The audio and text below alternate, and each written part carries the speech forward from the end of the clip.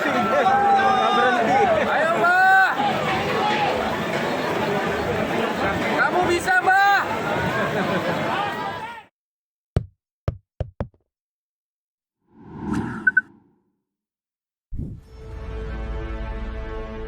Halo, halo, assalamualaikum warahmatullahi wabarakatuh. Senang sekali nih ketemu di awal pekan hari Senin dan nggak kerasa ya ini bulan Ramadan tinggal 2 pekan lagi. Dan kembali saya mengajak Anda untuk ngobrol di dapur redaksi Forum News Network dalam program Off the Record, membaca berita di balik berita bersama saya Hetsun Arif. Dan saya Agi Beta, senang sekali menjumpai Anda kembali hari ini.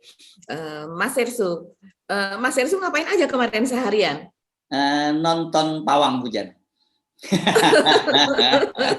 Lebih nonton pawang hujannya atau lebih nonton MotoGP-nya nih? Saya terus terang bukan penggemar MotoGP gitu, karena buat saya sih bingung aja nonton orang motor, kalau orang Jawa bilang wang wang gitu, saya tidak bisa menikmati. Bukan, tapi no offense ya, saya tidak mempersoalkan teman-teman. Jadi saya tidak tertarik. Saya justru tertarik kemudian membaca, googling sih, lebih pada googling berita-berita soal MotoGP itu karena pawang hujannya itu, gitu ya.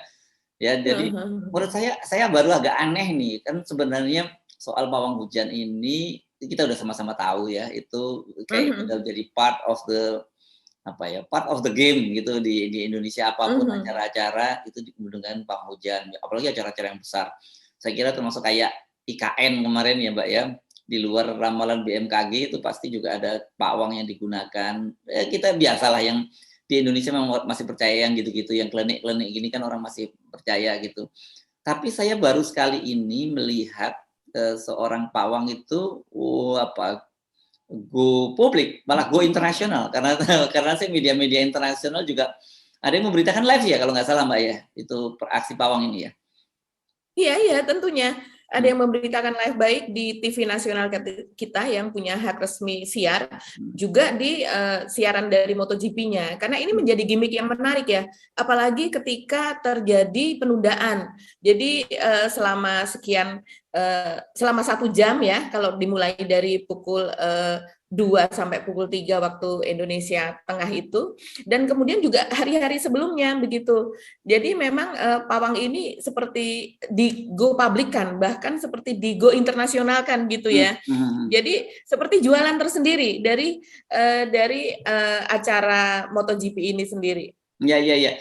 Coba seperti mungkin saya yakin sebagian pasti sudah nonton, tapi banyak juga yang nggak nonton ya aksi dari pawang ini, karena sama seperti saya mungkin tidak tertarik dengan MotoGP-nya, kemudian juga lebih banyak juga yang tidak tertarik dengan soal pawang memawang ini. Tapi kita lihat sih sebenarnya dari sisi lucu-lucunya aja ya Mbak ya, sementara ini ya.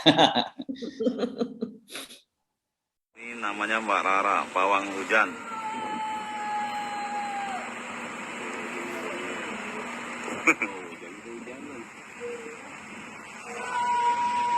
Sudah basah kuyup dia.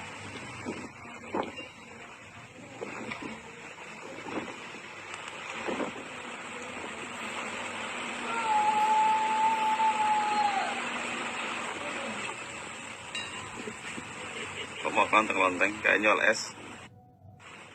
Oke, Mbak Agi. Jadi memang benar itu bukan hanya menarik perhatian masyarakat Indonesia, tapi dunia internasional. Kenapa? Karena kelihatan ada seorang pembalap gitu yang ikut, yang mengunggah di akun Twitternya, membuat semacam parodi dari aksi pawang ini gitu ya. Terus ada juga banyak juga sih di media-media sosial, mungkin bagus juga kalau kita tonton ini untuk supaya bisa cheer up hari awal pekan kita ini. Lucu ya, memang saya kira saya jujur sekali lagi, saya bukan penggemar MotoGP. Apakah pernah sih Mbak setidak-tidaknya kalau ada gelaran-gelaran begini ini? Kayak saya kira kalau di Eropa ini nggak muncul ya Mbak ya, kecuali mungkin kok di Afrika atau di Amerika Latin yang kenal voodoo gitu ya. Iya betul. Karena MotoGP ini selain di kita kan juga ada di Eropa, ada di Australia. Kalau ini sih nggak muncul ya Mas Herstus sejauh ini yang sepengetahuan saya. Karena tapi ini juga memang hal-hal semacam ini biasanya munculnya ada di film begitu ya. bukan di gelaran atau perhelatan olahraga yang seperti ini begitu. Tapi saya rasa ini memang sudah dipikirkan secara matang begitu, bahwa ini akan menjadi semacam gimmick mungkin ya, semacam jualan juga, keunikan tersendiri yang memang dipersiapkan untuk menjadi salah satu berita yang pasti akan disukai begitu. Kalau saya rasa sih begitu. Tidak mungkin ini adalah sesuatu yang tidak direncanakan dengan matang begitu. Apalagi di kemarin pada saat live di acara TV nasional, hostnya juga mengatakan bahwa ini adalah pesanan khusus dari Pak Menek BUMN, Pak Erick Thohir begitu. Begitu juga di media-media juga disebutkan bahwa ini adalah dikontrak khusus oleh pihak penyelenggara dari BUMN-nya juga begitu. Dan tidak main-main harga dari Mbak Roro Istiwulandari ini sebagai pawang ini yang berusia, kalau tidak salah dia lahir tahun 83 ya, berarti 39 tahun ini nilai kontraknya itu 3 digit. Dia sendiri mengatakan begitu pada saat diwawancara. Dia juga mengunggah sebuah status gitu di akun FB-nya, itu dia di screenshot tuh nilai kontraknya begitu. Cuman ditutup ya, angka depannya itu ditutup. Cuman dia mengatakan 3 digit ya, artinya adalah ratusan juta lah begitu untuk kontrak selama 21 hari gelaran MotoGP ini. Ini kan luar biasa, ini profesi yang tidak main-main. Mereka membayar sekian gitu ya Mas Ritsu, dan kemudian juga tidak hanya sekedar melakukan pekerjaan underground yang tidak diketahui, tapi memang untuk dia melakukan sebuah pertunjukan. Ya, Saya pikir ini adalah jadi part sebuah of the show gitu ya, pertunjukan Mbak ya, jadinya ya. Iya, part of the show gitu. Jadi sisi lain dari itu. Karena kenapa? Karena ketika kemudian terjadi hujan ya, sehingga startnya ditunda. Biasanya pawang ini kan posisinya tidak di depan orang. Misalnya taruhlah ada perkawinan atau kemudian ada acara apa, justru pawang ini tidak melakukan ritual itu di depan orang, tidak diperlihatkan gitu. Kalau ini kan sengaja dia malah justru masuk ke dalam area sirkuit dan kemudian melakukan ritual-ritual begitu yang kemudian akan mengundang kontroversi begitu ya sebetulnya. Tapi ya memang sepertinya kalau di era Pak Jokowi ini kita sudah tidak heran sih ya kalau jualan kontroversi begitu. Karena justru itu yang dianggap dari segi marketing itu justru akan menjual acara itu sendiri supaya diperbincangkan. Baik itu konotasinya negatif maupun positif itu no matter kayaknya begitu. Yang penting ini menjadi terkenal dan diperbincangkan. Gitu sepertinya Mas Ersu. Iya. Saya agak terheran-heran memang melihat itu karena kelihatannya wartawan-wartawan juga difasilitasi ya untuk wawancara panjang dengan Mbak Roro ini ya. Jadi biasanya kan hal-hal yang semacam ini disembunyikan gitu ya, tidak muncul. Saya nggak tahu apa ya urusannya, apakah Jin yang membantunya ini nggak mau gitu, dia sensi kalau dipublikasi gitu. Tapi yang sekali ini memang dipublikasikan sangat luas. Saya tidak tahu sejauh ini. Tapi kalau saya baca-baca di para netizen ini memang jadinya malah dibuat lucu-lucuan gitu ya. Dan sebenarnya kemarin itu saya juga nggak mengikuti detail ya. Ini berhasil atau tidak sih sebenarnya menahan hujan itu, Mbak? Kalau secara keseluruhan mungkin kurang berhasil atau tidak berhasil malah karena kan startnya saja sampai ditunda. Terus kemudian pada hari sebelumnya sebelum tanggal 20 kemarin kan mulai tanggal 18 itu sudah ada lomba sebetulnya. Dan juga ada pemanasan. Nah, sebenarnya selain dari pawang ini sendiri juga pihak TMDC itu sudah melakukan rekayasa secara ilmiah. Karena saya baca mereka juga menaburkan garam seberat 3 ton kalau tidak salah ya di atas Mandalika itu supaya tidak terjadi hujan. Jadi secara ilmiah pun ada rekayasa. Tapi kita tentu bertanya kenapa ini pawang tetap di hire gitu ya, tetap dimintai jasanya jika seandainya rekayasa secara ilmiah itu sudah dilakukan. Malah beberapa netizen mempertanyakan kan, ini ngapain aja BRIN kerjanya kalau seandainya kerjaan yang bisa dilakukan secara ilmiah malah dikerjakan oleh pawang begitu. Tapi sepertinya memang itu adalah backup ya. Kesannya sih begitu. Kalau menurut pernyataan Menteri Parekraf yaitu Sandiaga Uno, dia mengatakan bahwa ini adalah kearifan lokal gitu. Jadi dari situ saya melihat oh ya I see, berarti ini jualan kearifan lokal dan ini memang kan dari Pak Jokowi ini jualannya seperti itu gitu. Dalam berbagai bidang saya rasa misalnya sampai ke agama pun juga jualannya adalah kearifan lokal ya. Islamnya misalnya ini agak menyimpang, tapi Islamnya dinusantarakan, misalnya seperti itu. Bacaannya dibikin langgam, begitu kan, misalnya bacaan ngaji atau Quran. Nah ini Sangat ternyata Jawa ya. sampai ke situ ya. Hmm. Iya, dan kalau melihat dari Mbak Roro ini, saya lihat gitu background-nya, memang dia lahir di Papua dan kemudian sekarang tempat tinggalnya di Bali, dan dia memang kejawen alirannya begitu. Gitu Mas. Dan ini katanya dia sering dipakai ya untuk acara-acara kenegaraan gitu. Iya, dari wawancara dia dengan media, dia sendiri mengakui bahwa seperti misalnya Asian Games yang diselenggarakan di Jakarta dan Palembang pada tahun 2018, dia juga menggawangi itu, begitu. Terus kemudian acara kampanye presiden, menurut dia, saya tidak tahu sih kampanye yang kapan ya, tapi dia mengatakan demikian. Juga acara vaksinasi massal yang diselenggarakan pemerintah dan dihadiri presiden, begitu. Dia memang sering dimintai jasanya oleh pemerintah. Kayak gitu katanya. Oke Mbak, tetapi kalau memang target tujuannya itu ya, jadi memang sengaja dimunculkan untuk semacam gimmick gitu ya, dan part of the show, bagian dari the show. Padahal kan ini sebenarnya hanya semacam kalau atau dia show pendukung gitu ya. Tetapi show utamanya itu justru adalah MotoGP itu sendiri, lomba MotoGP itu sendiri. Saya nggak tahu kalau di media internasional, tapi kalau di media di Indonesia dan di mana di media sosial justru soal pawang ini malah menenggelamkan berita tentang MotoGP itu sendiri gitu.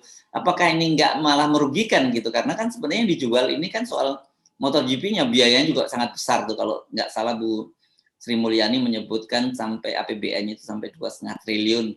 Sementara kalau di BUMN mereka menyebutkan bahwa sampai 3,8 triliun kan ininya anggaran yang digelontorkan di situ. Dan kita tahu kalau BUMN itu kan juga banyak sekali besar sekali penyertaan modal negaranya. Jadi balik-baliknya juga ke APBN juga kan gitu.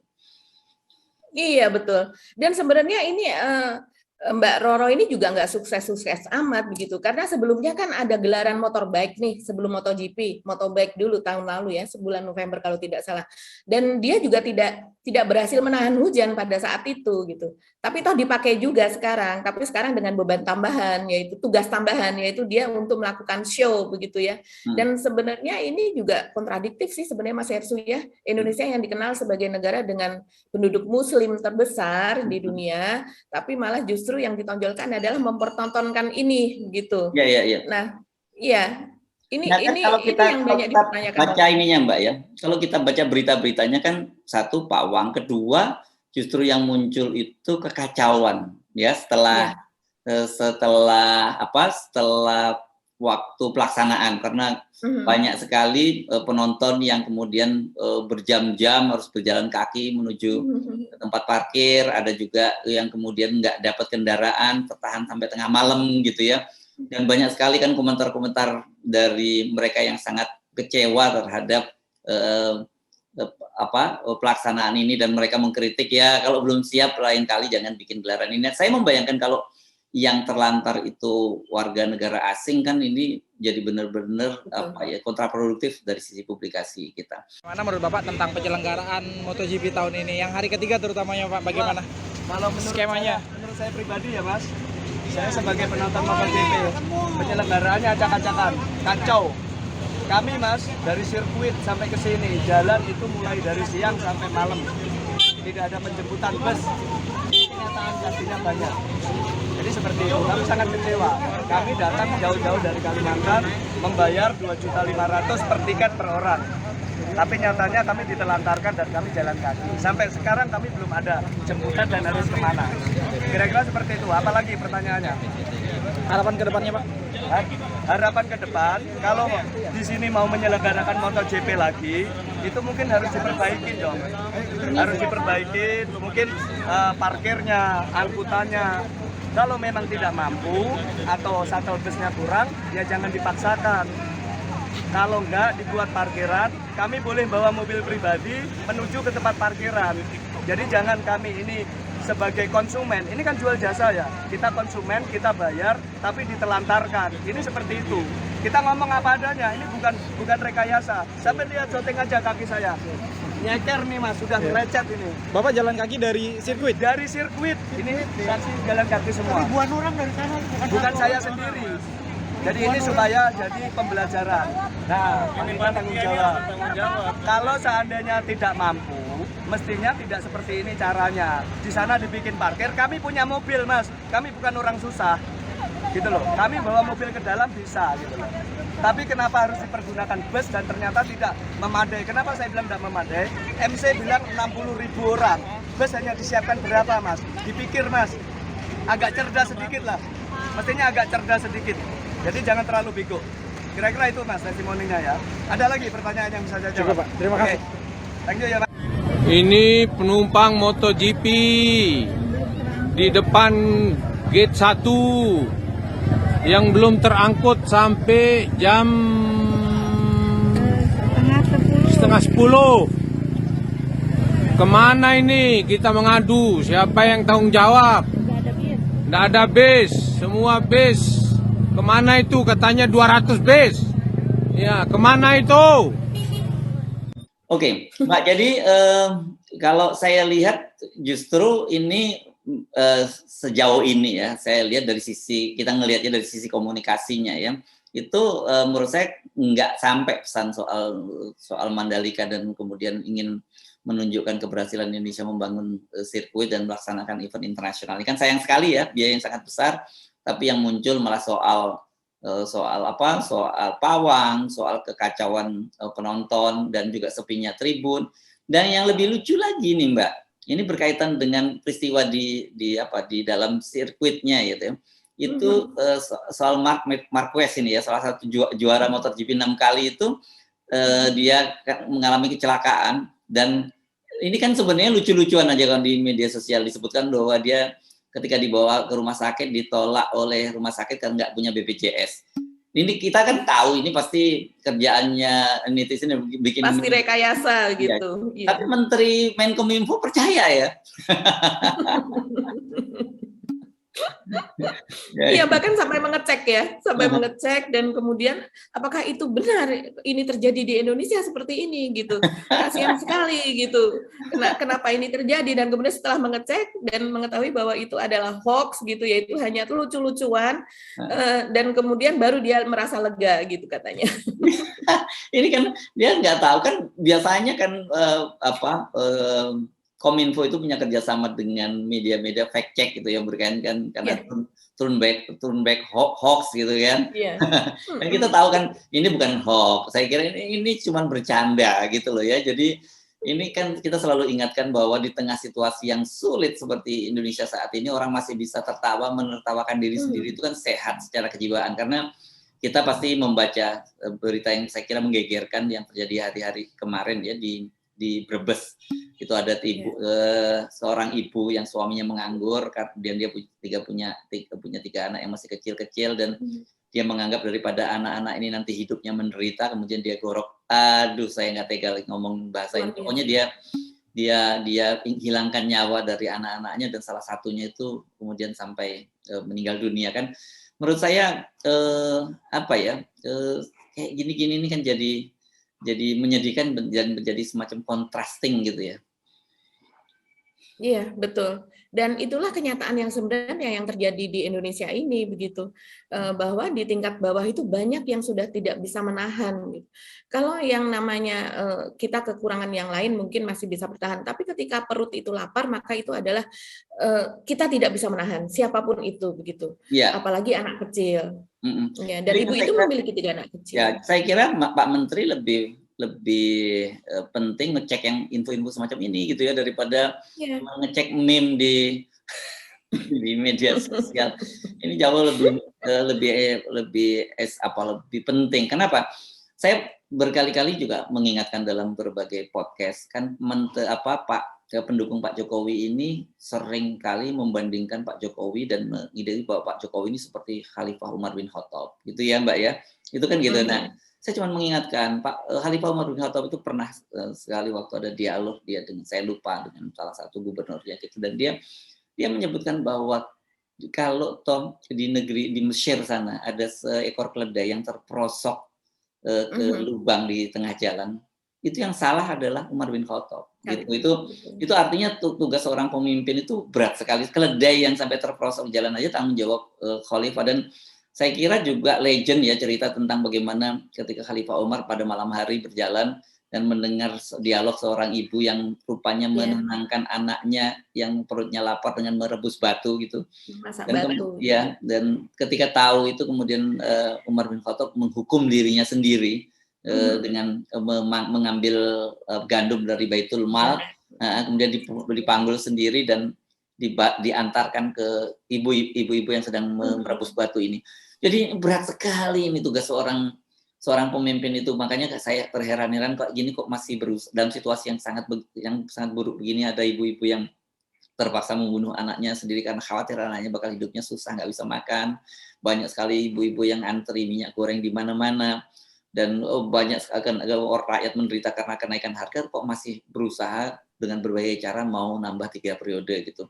Jadi menurut saya lebih urgent sekarang kalau kita cari pawang gitu yang bisa nahan nafsu syahwat untuk tidak memperpanjang masa jabatan atau 3 periode, itu jauh lebih penting Mbak daripada pawang hujan itu.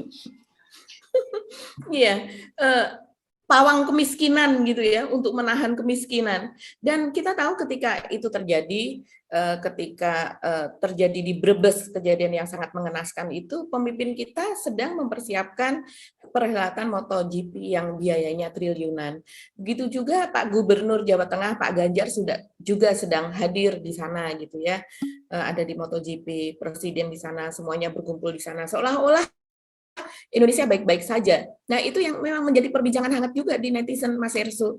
Dan akan sebenarnya ya, kalau ada kejadian seperti ini kan pemimpin akan lebih baik kalau seandainya dia hadir di tempat itu. Begitu. Oh iya Mbak, kalau kita sering membaca sekali kan, bukan membaca sekali, maksud saya kita sering membaca bagaimana pemimpin-pemimpin negara lain yang sedang ada acara di luar negeri atau mereka ada acara di luar negeri, ketika terjadi bencana di negaranya, mereka itu mempercepat memilih karena mereka perlu hadir itu. Jadi saya kira sebenarnya kalau Pak Ganjar hadir di MotoGP Mandalika, saya lebih bagus beliau segera membatalkan kunjungannya dan melihat warganya yang membunuh anaknya karena nggak bisa makan.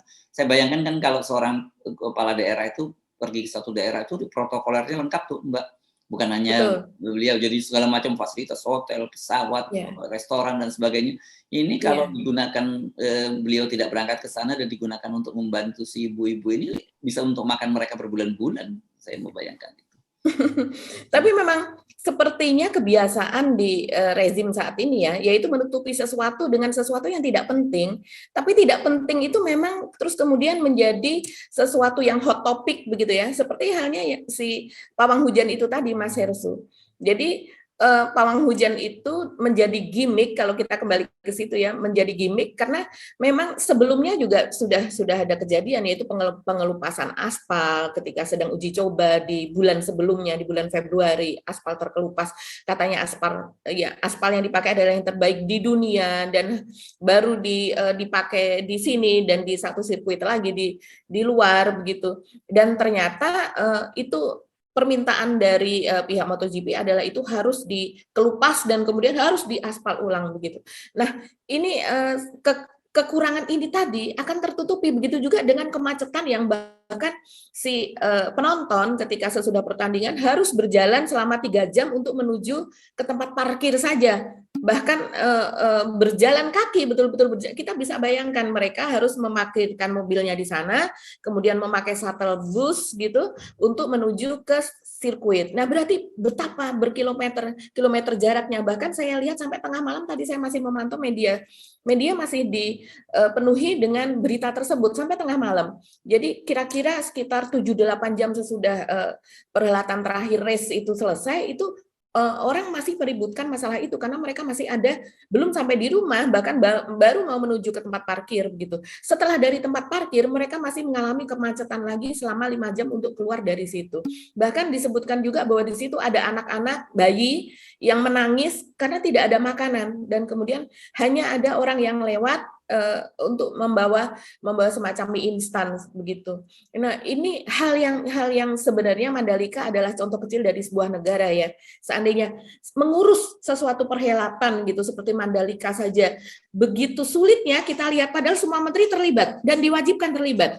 Dari Menteri Koperasi harus membangun UMKM di sana gitu ya, ada sekitar 1.500 ton UMKM, terus Menteri Perhubungan, menteri apapun lah, semuanya terlibat di situ secara masif dipimpin langsung oleh Pak Jokowi, dan ternyata hasilnya ya seperti ini, karena salah satunya ya mengandalkan gimmick itu sendiri untuk menutupi berbagai kekurangan yang ada di dalamnya. Nah, kalau seandainya ini diibaratkan sebuah negara, apalagi analoginya ya mengurus sebuah negara yang sangat besar seperti ini, Mas Irsul. Jadi kalau yang mengurus yang kecil seperti itu saja, manajemennya amburadul seperti ini ya, apalagi mengurus yang event yang besar. Walaupun mereka mengaku bahwa itu sukses, menurut mereka, versi mereka seperti itu. Oke, supaya fair nanti kita tunggu bagaimana urasan-urasan media internasional gitu ya. Ini kan mereka pasti nanti akan ada muncul review karena sebagai sebuah arena baru dari MotoGP, tentu mereka akan memberikan semacam review dan nanti dari situ rekomendasinya seperti apa gitu. Apakah kemudian gelaran-gelaran semacam ini kemudian akan kembali digelar di Indonesia? Ini kita tunggu saja ya. Nah, apakah apa yang lain, Mbak, selain berita soal pawang ini? Karena kalau saya sih jujur lebih tercari pawang kekuasaan atau pawang konstitusi atau pawang kemiskinan, itu jauh lebih substansial gitu. Iya, yang lain minyak goreng masih langka di pasaran, dan kemudian juga dari Kejaksaan Tinggi DKI itu menemukan sebuah kontainer yang membawa minyak goreng yang akan diekspor ke luar negeri, yaitu ke Hong Kong. Dugaannya itu berisi penuh dengan kardus kontainer tersebut, Mas Hersu. Kita nanti pemirsa bisa melihat itu salah satu rekamannya.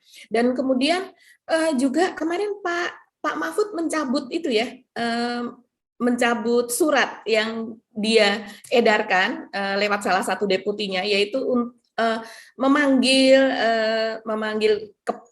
ketua KPU di Balikpapan dan juga ketua Bawaslu dan juga Kesbangpol, kepala Badan Kesbangpol itu untuk mengikuti rapat koordinasi yang akan membahas mengenai penundaan pemilu 2024. Begitu isi dari undangan tersebut. Nah, tentu ini menjadi terkejut ya mereka, kok bisa, padahal KPU dan Bawaslu ini kewenangannya tidak berada di bawahnya Polhukam begitu, tidak di bawahnya kementerian. Mereka adalah badan independen yang terpisah. Kok diperlakukan seperti seolah-olah ada di bawahnya Pak Mahfud begitu kan. Terus kemudian juga ketika mengundang mereka itu sebagai narasumber di acaranya juga tidak ada CC atau pemberitahuan di KPU pusat maupun Bawaslu pusat. Nah, ini menjadi polemik tersendiri selama sekitar ya 4 hari terakhir ini, dan bahkan ini dianggap sebagai upaya oleh Pak Antoni Budiawan, pengamat politik, sebagai salah satu upaya dari pemerintah yang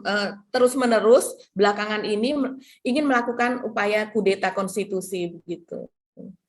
Dan walaupun Pak Mahfud membantah, justru kata beliau itu untuk mengklarifikasi gitu ya isu itu gitu ya. Tetapi sebenarnya kan kalau cuman untuk mengklarifikasi isu itu nggak perlu diundang semacam itu kan. Dan sebenarnya itu memang nggak perlu dilakukan karena ini isu yang mereka buat sendiri. Kalau mereka sendiri yang coba seolah-olah kemudian mencoba meluruskan isu itu, cukup sebenarnya mereka menghentikan langkah-langkah semacam itu kan beres. Itu saya pertama. Yang kedua tadi itu betul, ini tiba-tiba nggak ada secara struktural, nggak ada urusannya kok masuk ke wilayah itu. Jangan-jangan Pak Mahfud MD mungkin salah memahami kritik banyak pengamat ataupun media yang mempersoalkan kenapa soal penundaan pemilu ini yang lebih aktif bicara adalah Pak Menko Marinvest Luhut Panjaitan gitu yang banyak bergerak. Padahal itu kan harusnya menjadi kewenangan dari Pak Mahfud. Nah, Pak Mahfud rumahnya mungkin salah memahami itu dan kemudian membuat undangan semacam itu. Nah, ini memang makin nggak jelas saja ini situasinya. Iya, kalau Pak Luhut mengatakan kepada Pak Erlangga dan juga kepada Pak Zulhas dari PAN bahwa koordinasinya atau operasionalnya dia gitu untuk menunda pemilu 2024 itu sudah atas persetujuan atau sudah atas pengetahuan Pak Jokowi, saya pikir ini tentunya juga lah Mas Hersu apa yang dilakukan Pak Mahfud ini, karena visi misi presiden itu tadi kan menteri tidak punya visi misi sendiri begitu.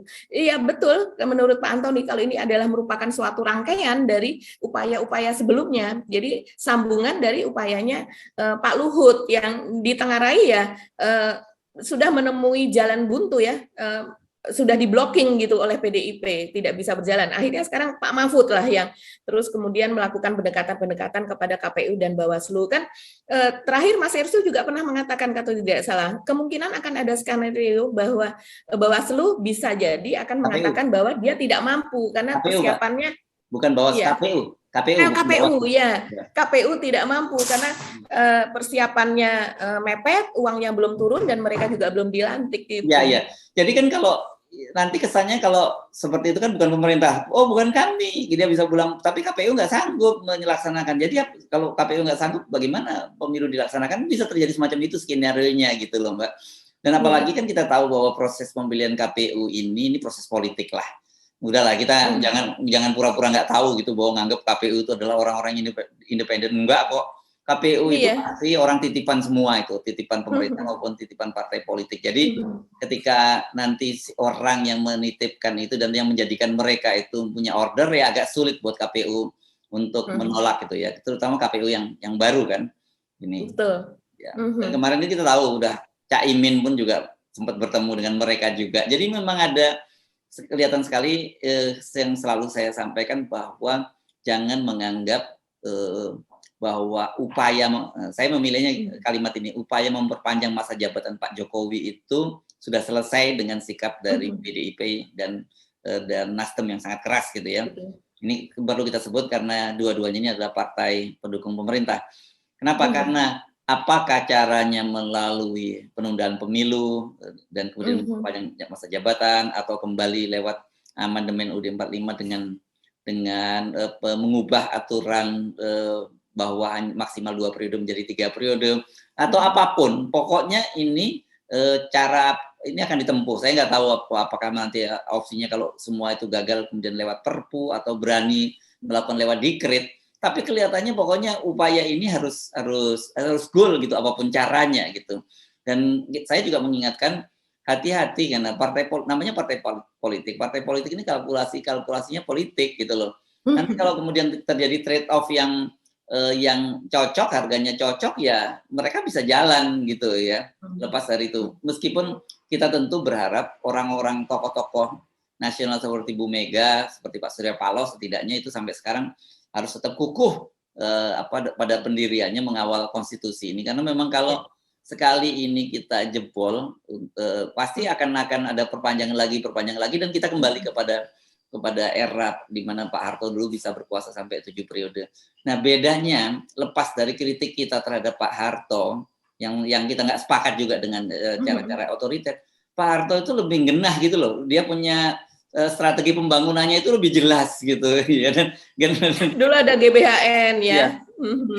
Dan salah satunya kan misalnya gini, program misalnya Puskesmas, program SD Impres segala macam itu sampai kalau seingat saya bahkan ada yang peneliti yang mendapatkan hadiah Nobel tuh kalau seingat saya ya, yang karena meneliti tentang SD Impres itu. Saya dikoreksi kalau saya salah, tapi ada seorang pakar dari luar negeri gitu, saya lupa namanya, dapat penghargaan karena meneliti ini. Berarti programnya bagus gitu.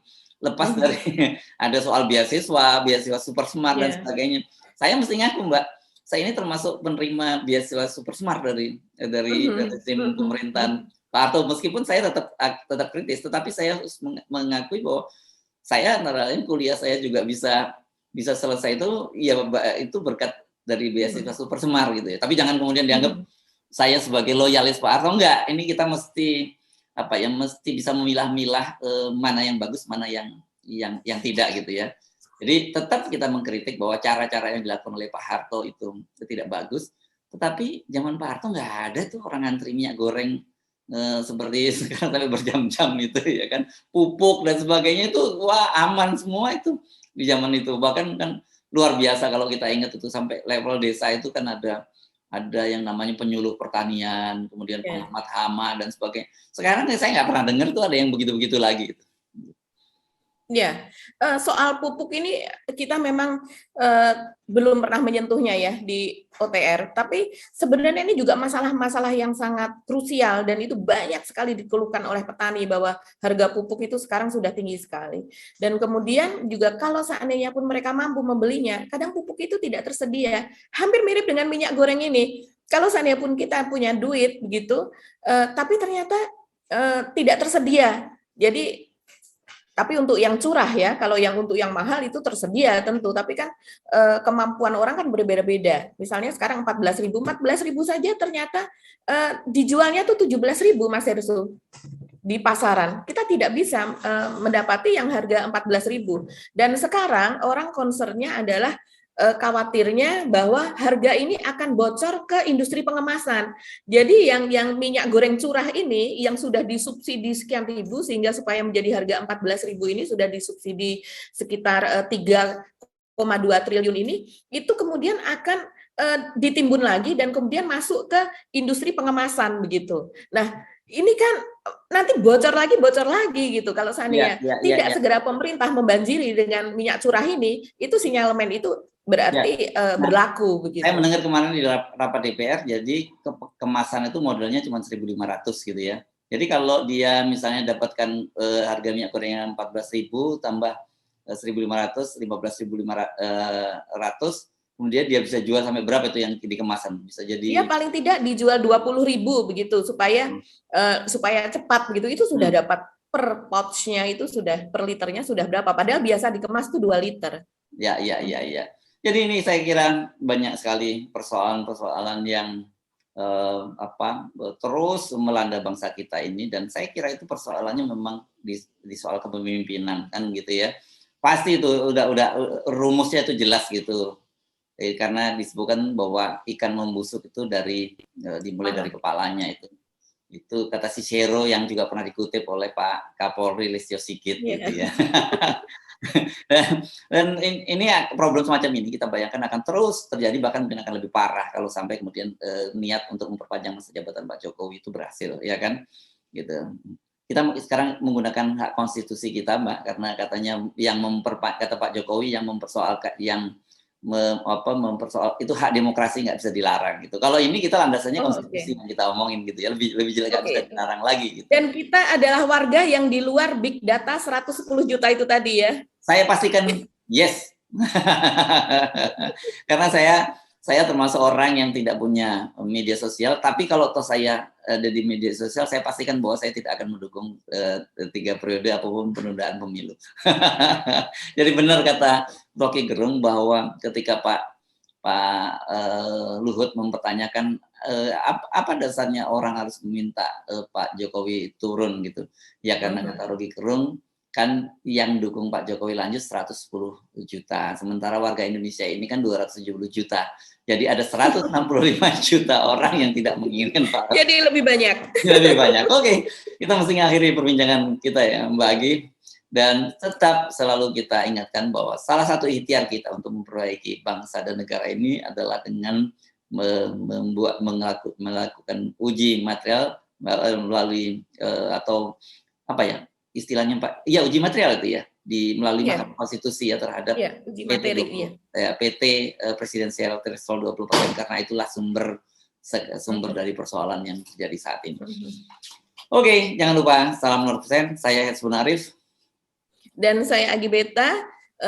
Kita akan berjumpa lagi dalam keadaan yang lebih baik dan tetap semangat. Salam 0%. Assalamualaikum warahmatullahi wabarakatuh. Waalaikumsalam warahmatullahi wabarakatuh.